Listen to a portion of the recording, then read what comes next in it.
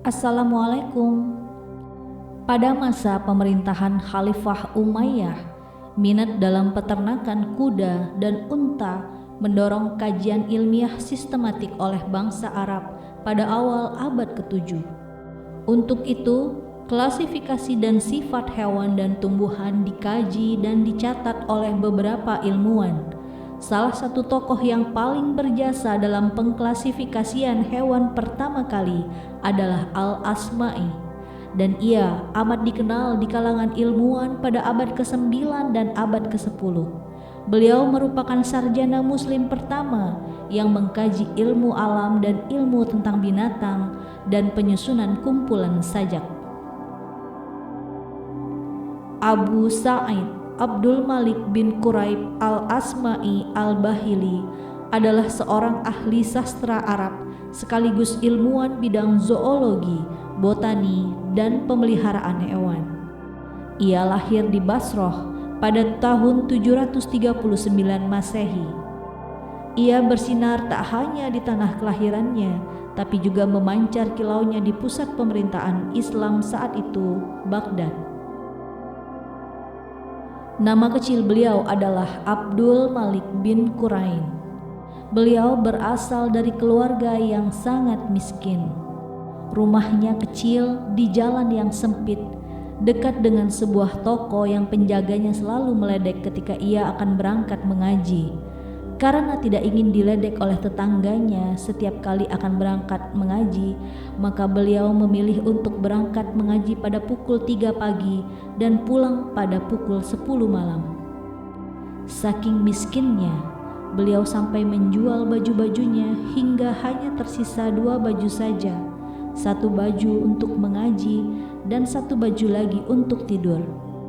Suatu malam ketika pulang mengaji, Imam Al-Asma'i ketahuan oleh tetangganya.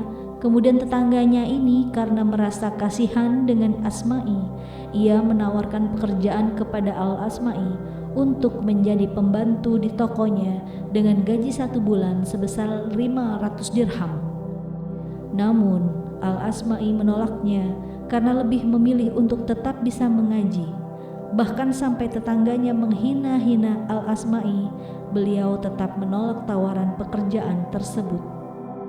Layaknya para cendekiawan muslim lainnya, Al-Asma'i menimba beragam ilmu pengetahuan dari sejumlah guru yang memiliki kemahiran di bidangnya. Salah satunya, Al-Asma'i berguru kepada Sufyan Al-Tsauri, seorang tokoh ulama dan imam dalam bidang hadits dan keilmuan lainnya yang meninggal pada tahun 778 Masehi. Melalui gurunya itu, Al-Asma'i mendengarkan 30.000 hadis, termasuk hadis yang berkaitan dengan kajian adab. Ia juga memiliki guru lain yang bernama Abu Amr bin Ul-Ala, seorang mahasiswa berbakat dan menjadi pendiri sekolah Basro. Sejak belia, Al-Asma'i memang telah dididik dalam lingkungan keluarga Islam yang taat dan sangat kuat. Selain mendengarkan banyak hadis, ia banyak menghafal ayat suci Al-Quran. Kuatnya hafalan dari Imam Al-Asma'i dikarenakan beliau selalu mengulang-ulang pelajarannya. Bahkan Imam Syafi'i pun sampai kagum dengannya. Imam Ahmad bin Hambali juga memuji Al-Asma'i karena di umur belum genap 20 tahun, beliau sudah menghafal lebih dari 16.000 kitab syair. Al-Asma'i fasih menceritakan kisah-kisah perang kuno yang terjadi di negeri-negeri Arab. Ia pun dikenal sebagai sejarawan. Pada perkembangan selanjutnya di kalangan intelektual, Al-Asma'i lebih dikenal sebagai sastrawan mumpuni. Bahkan melalui sastra, ia kemudian menjalin hubungan dengan kekuasaan dan mendapatkan kepercayaan dari sang khalifah. Kemampuan cendekiawan Al-Asma'i akhirnya mendapat pengakuan. Bermula pada suatu malam ketika ada seseorang yang datang ke rumah Imam Al-Asma'i dengan membawa 10 ekor kuda yang ternyata utusan dari Khalifah Basrah. Saat itu rasa lelah mendera Khalifah Harun al-Rasyid. Lalu ia memberi perintah kepada kepala rumah tangga untuk menemukan seseorang yang bisa menghiburnya dengan syair dan kisah sejarah yang indah. Singkat cerita, sang khalifah puas dengan syair indah yang terlontar dari mulut Al-Asma'i.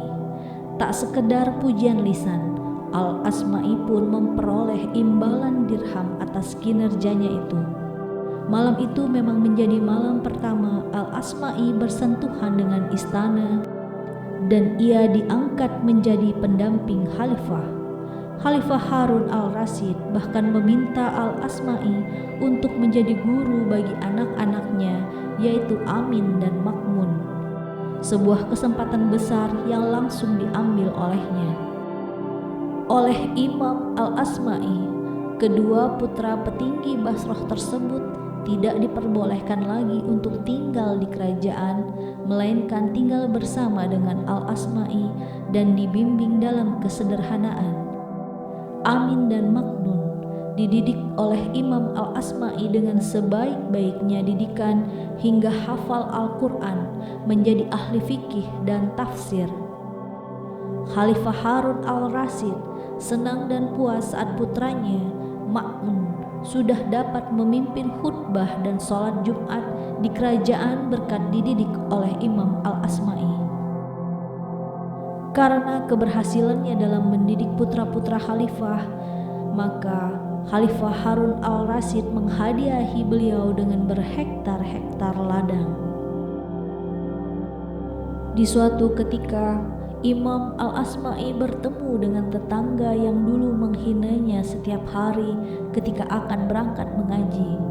Saat tetangganya sadar bahwa beliau adalah Imam Al-Asma'i yang dahulu ia ledek, maka orang tersebut langsung meminta maaf dan merasa sangat bersalah kepadanya. Dengan ketawaduan dan kesederhanaan yang dimiliki oleh beliau, beliau sama sekali tidak merasa dendam dengan tetangganya tersebut.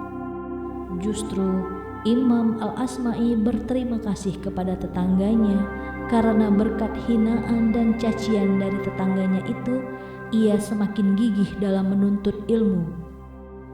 Meskipun dulu beliau hidup susah dan miskin, berkah dari kesungguhannya dalam mencari ilmu, maka Imam Al-Asma'i dimuliakan karena kealimannya. Imam Al-Asma'i pernah mengatakan bahwa sastra dapat mengangkat derajat seseorang dari keturunan yang rendah.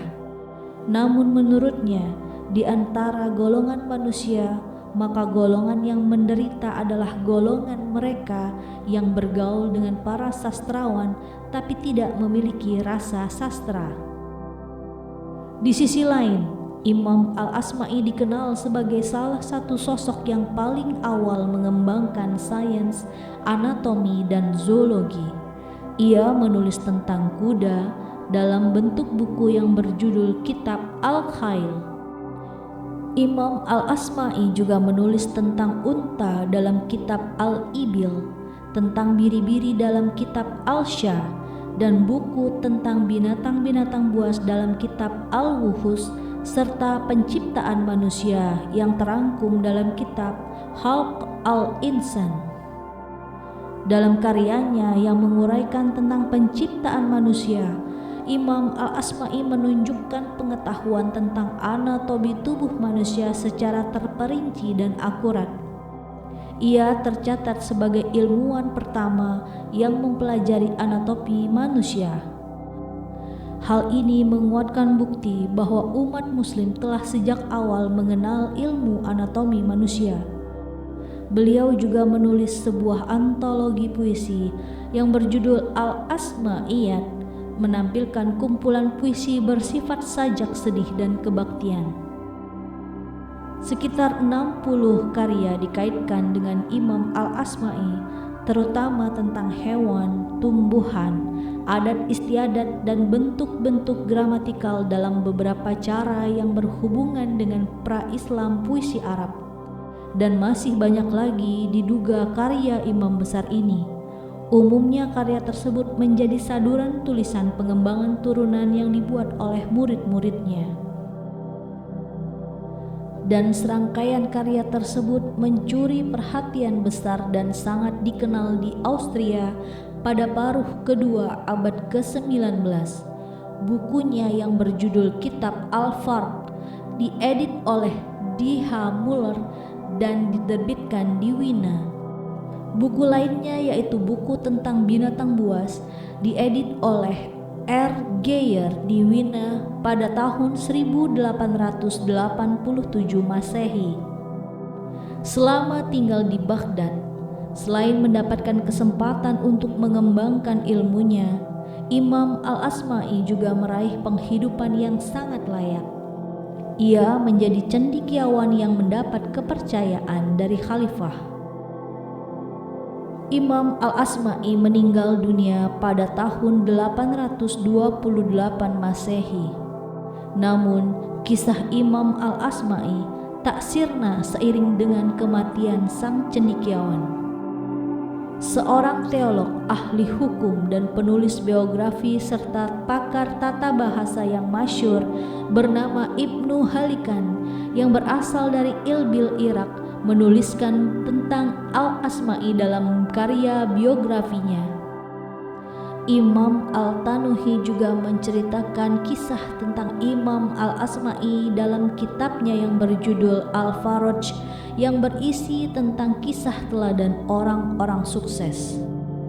Imam Al-Asma'i tetap dikenang melalui kecerdasan dan karya-karyanya. Sekian ceritaku. Wassalamualaikum warahmatullahi wabarakatuh.